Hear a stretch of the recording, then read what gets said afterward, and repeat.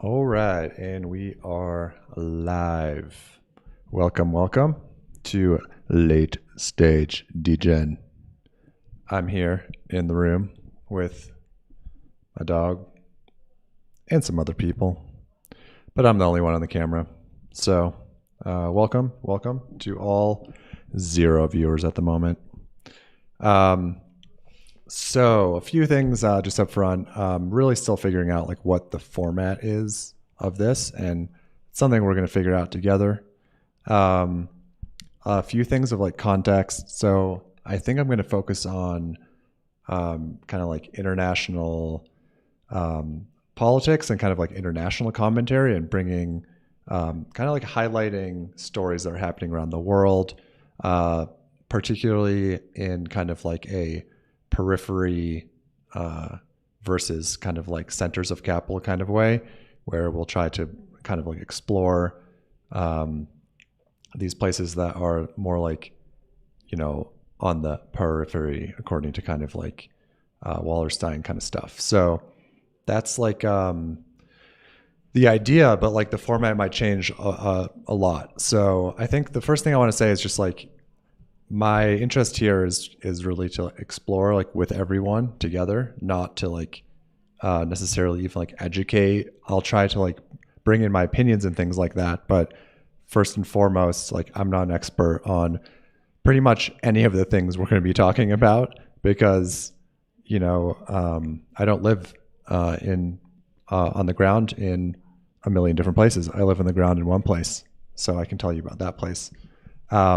But we'll just kind of comment on other places, and in particular also just look at places through the lens of how like the US empire, capitalism is like really impacting these places that are being exploited more than anywhere else, and being used in many cases to fight kind of like proxy wars or different things like that. So that's a little bit of context I just wanted to provide, because there's a lot of different things that we could go into on these different topics around international issues. But I think it's important, to just dive in and try it out and see what happens. And anyway, we're going to be pretty degen here anyway. So it's like it may not make sense for a lot of it. We're going to kind of hang out and have some fun too. So, with that being said, I do want to add one other thing, which is that I think as far as the format goes too, that we're really going to have to like explore. I'm going to try out some different formats, but I really like looking at maps, looking at videos, pulling in different tweets and things. So like on any given issue, I really want to like, or even pulling in interviews, I really want to look at many different perspectives on a given topic. And that's kind of, I guess, all I'll say for the intro. So with that being said, and to kind of like try to format where we're talking about maybe one type of event or one event per day. Maybe it's not even per day. Maybe it's one per week. We'll see. I don't know. But I'm going to, the story that I want to talk about today here, I'll dive right in. I'm going to play this clip.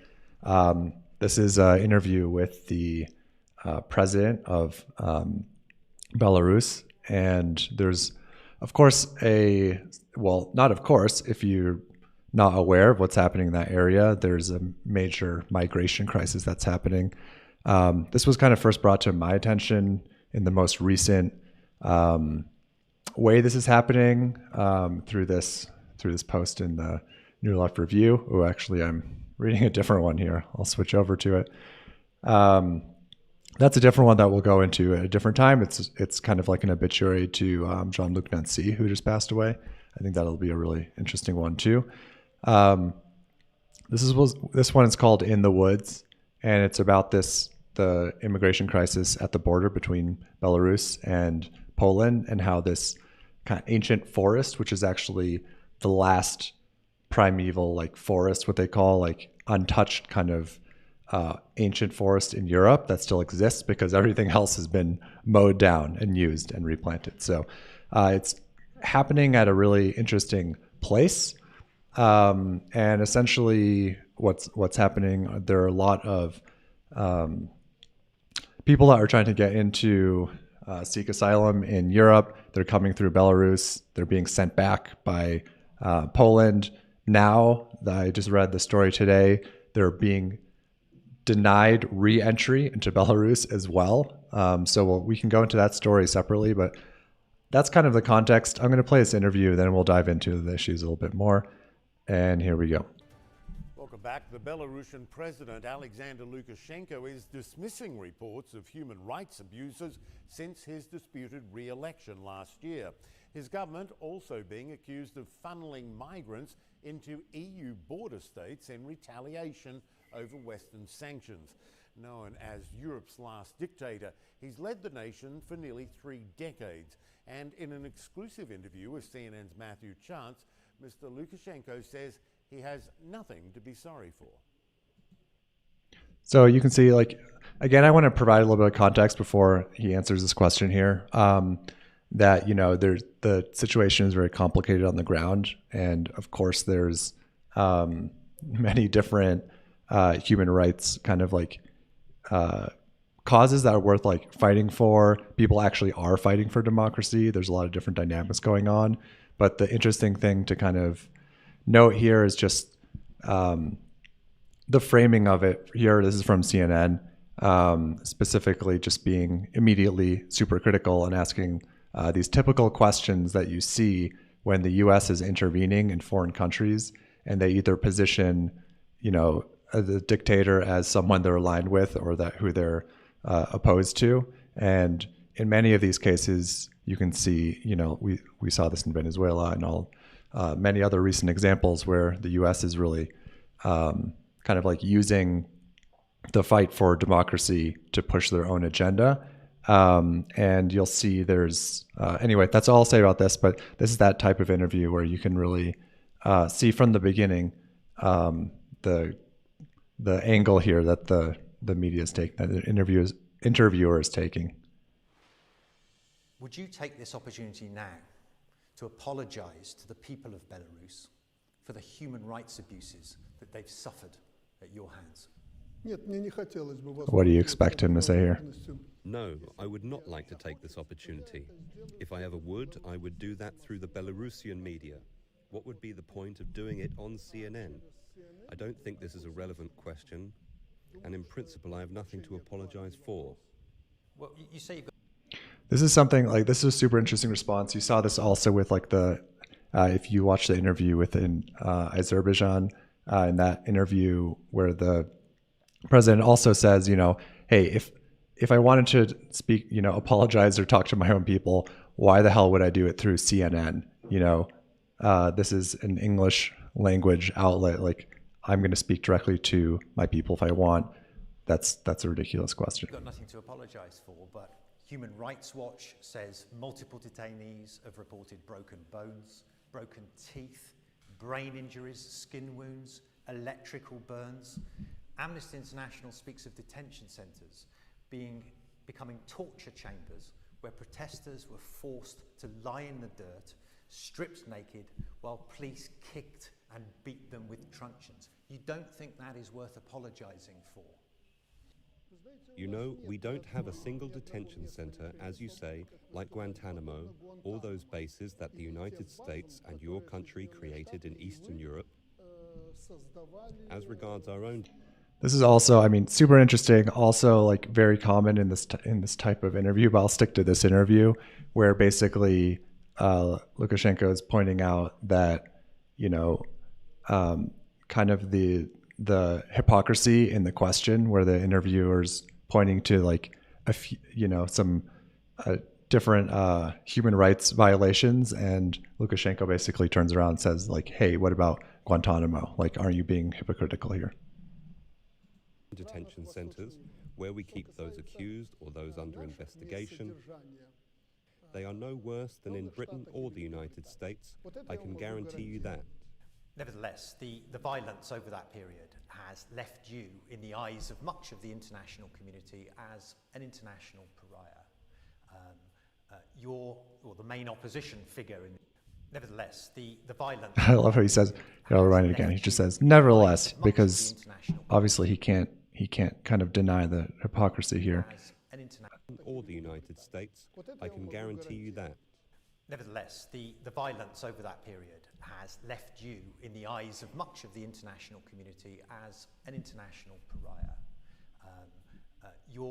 The main opposition figure in this country, Svetlana Tikhanovskaya, is regarded as in many international circles, as the true winner of the election last year. So here, this is super interesting. He just mentioned his opposition candidate, Tikhanovskaya, and she's like the pro-democracy candidate that ran against him, and that the U.S. has recognized as like the actual winner of the election, even though she didn't, win the election.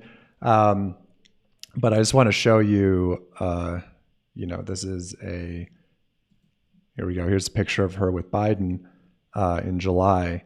And so we can see that like right before all these escalations, the Biden administration, the EU, have all put sanctions onto Belarus, and and have started meeting with the kind of like opposition leaders who are challenging Lukashenko in the country. Last year, and the elected leader properly of Belarus. Even President Biden has met her in the White House. You haven't been invited to the White House, have you? The female persona, I'm not going to discuss her. I don't fight with women, and I don't want to characterize her in any way. As regards opposition leadership, the leader of the opposition is someone who lives in this country and has a different point of view. They campaign to bring this alternative view to fruition. There are no such people in Belarus.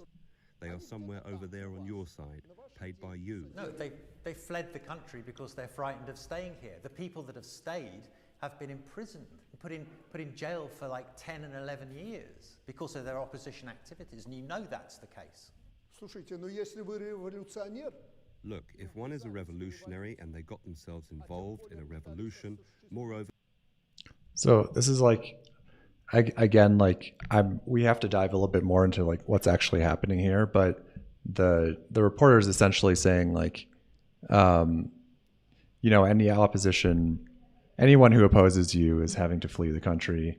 And Lukashenko is saying, well, they're having, they're sponsored by the U.S., they're sponsored by foreigners, and so they're, of course, can be fleeing once if we're trying to stop that revolution from happening here. Again, like this is a super complicated situation, but I just want to, I'll keep rolling it here. Try to win a blitzkrieg here with foreign money, they need to be prepared for anything. What about the threat that you're accused of posing now to the borders of the European Union? The Polish government, the Lithuanian government, others, saying that you are encouraging migrants from various parts of the world to travel to Belarus and then pushing them towards the borders of those countries, putting massive... So I think like this claim is kind of, with what happened today, no longer really a legitimate claim or statement or narrative, because it doesn't really make sense for him to be pushing migrants through to Poland and then also not letting them back into the country. I don't know. There's a lot of things that don't add up there. I think that narrative doesn't really make sense and seems to definitely be being pushed by certain interests. Pressure on the border authorities in European Union states. Do you take full responsibility for the refugee crisis that is underway on the Belarusian European borders at the moment? Do you have any actual proof that I am pushing these people to the Polish border? No, you have. And so there's a lot of different things that could be said here, but basically asked him like, do you take responsibility for the refugee crisis? Of course, he's not going to take responsibility, because the people who are fleeing are from Afghanistan, from Iraq, from places that the U.S. and Europe kind of destroyed over the last. Oh, I think I cut out there for a second. So the answer is he's probably not going to take responsibility for that. None and cannot have it. What European governments are saying and European officials is that you are weaponizing migrants, and you're doing that, that's their phrase, and you're doing that as an act of revenge, in revenge for European sanctions and in revenge for the fact that European countries are sheltering your dissidents. How do you answer that criticism? Вы меня что, за безумца считаете? Are you taking me for a madman? My country is in Central Europe and it is a small one. Can 10 million people dictate terms to 500 million? So I'm not going to take revenge on anyone. Belarusian President. Well, that's basically the interview. There's a lot to kind of dive into there. Also, like if any, I would love to talk with someone who's on the ground in Belarus. So please, if you're in the chat right now and you are watching live from there, which is 100% not possible because there's 0 viewers at the moment. But if you're viewing this after the fact, please comment below and you can, would love to get in touch and talk with you there. This is super interesting because it's really easy to kind of leverage, democracy and human rights and like these causes, which are legitimate causes, to really like push a narrative from the U.S. point of view, from Europe, what it means to be inside of Europe or outside of Europe. I think what I'm really interested in is how this basically Lukashenko has been characterized over and over again as kind of like the last dictator in Europe. You can see this like in all kinds of different ways. That's literally what all of these people are stating. Here you can see from his this language, the last dictator of Europe, from the oppositional candidate. You see this in the press releases from around sanctions and all of this mistreatment. One thing I do want to quickly like touch on in relation to this is just the kind of difference in treatment, and I just want to like open up this topic between Azerbaijan and Belarus, because you can kind of see like the exact here. I'm going to open up a map so we can kind of go into it, but you can see just the difference in treatment when you want a dictator, when it's of interest.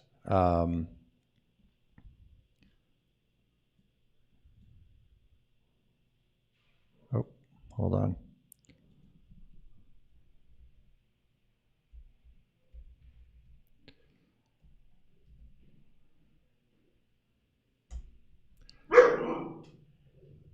Oh, 1 second here. All right, I'm just going to.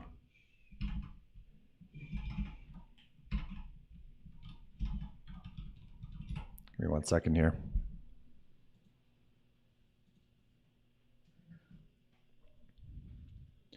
All right, I'm just going to open up a map here real fast. So here we are in Belarus, and you can see that Russia's right here, Poland's right here. This is the border that's being disputed. There's this, the Black Sea, and here's Azerbaijan on the other side. So you can see also kind of 2 really important countries for getting oil out of Russia. So that's the most important part.